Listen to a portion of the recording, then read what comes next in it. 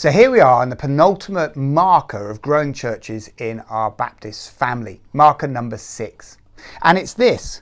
These churches have looked hard at the question, what's the worst that could happen, and realized it's not actually that bad. So many of our churches, when it comes to an opportunity or something that God has said, or a way that they could go as a church, a group they could reach, they ask the question, what's the worst that could happen, and are paralyzed by it. Panic. Say, we couldn't risk that. It's too dangerous. But these churches that are growing fast have asked that question and realized the answer isn't actually that bad. What is the worst that could happen? You might try something for a few months and it not be fruitful. You might try something for a few months and some people in your church don't find it to their preference and you revert back to an old way of doing things. The worst that could happen is not really that bad. And on the flip side, they've asked the question, well, what's the best that could happen?